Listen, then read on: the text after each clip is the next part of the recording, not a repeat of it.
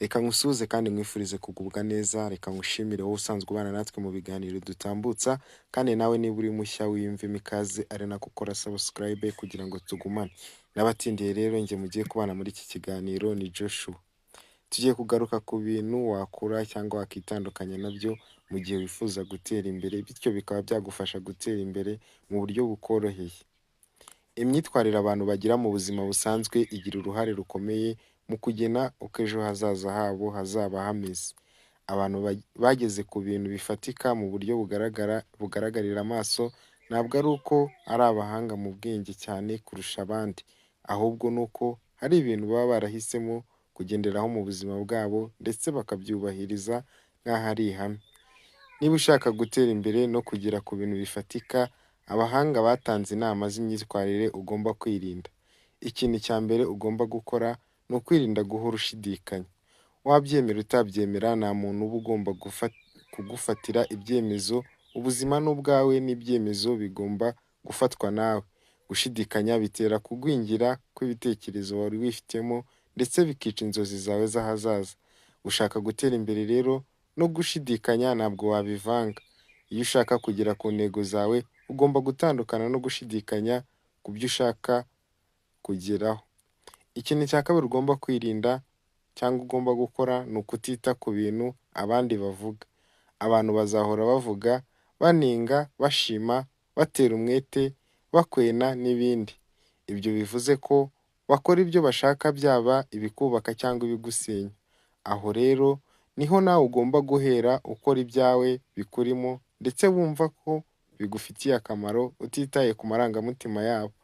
Impamvu ugomba gukora ibigufitiye akamaro ni uko udashobora kubuza abantu kuvuga cyangwa kugutekereza uko bashaka, kandi wowe kubyitaho byakubuza kugera ku iterambere wifuza kuzageraho. Niba rero nawe wumva ushaka gutera imbere, wikita ku byo abandi bavuga. Ikintu cya gatatu, si byiza guhora usubika icyo wari ugiye gukora.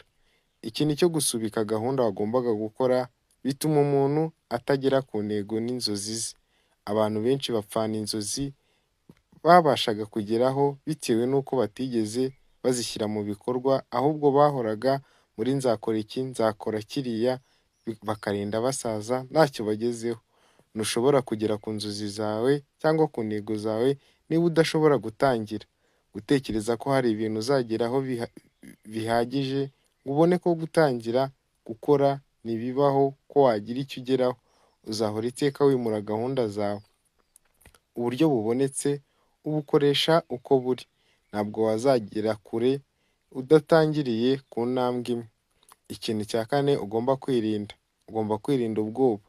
Ubwoba bw'uko bitazamera cyangwa bw'imbogamizi ni ikintu gituma benshi badatera imbere.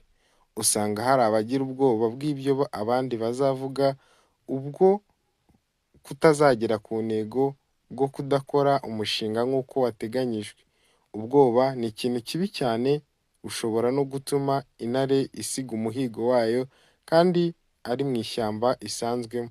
Kwitandukanya n'ubwoba ukiyemeza nicyo kintu cyonyine gifasha umuntu kuba yagera ku ntego ze. Ikintu cya gatanu ugomba kwitandukanya nacyo niba ushaka kugera ku ntego zawe muri uyu mwaka wa 2026, ni ukwirinda kuvuga gusa udakora. Ikindi kimunga kibuza abantu gutera imbere ni uguhoza mu magambo y'ibyo bazakora ariko batabishyira mu bikorwa.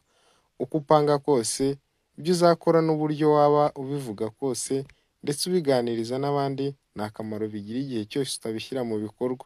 Ibikorwa biruta amagambo. Wavuga make ariko ugakora cyane. Ikintu cya gatandatu ari nacyo cya nyuma ugomba gukora kandi ugomba kugenderaho muri uyu mwaka wa 2026 bikazagufasha gutera imbere, ni ukwirinda gucika intege kw'ikubitiro. Abantu bose bateye imbere si uko bataba barahuye n'ibibaca intege bitandukanye, ahubwo baba baragize ubutwari bwo kubyihanganamo bagakomeza urugendo. Niba rero nawe ushaka gutera imbere no kugera kure hashoboka, uba ugomba guhangana n'ibibazo ntibikubuze gutera imbere.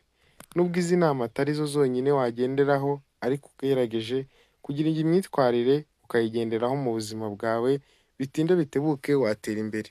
Niba nawe hari igitekerezo ufite, dusangize muri komenti, wibuke gukora subscribe ukande like kugira ngo tujye tubana mu biganiro nk'ibi byagufasha gutera imbere.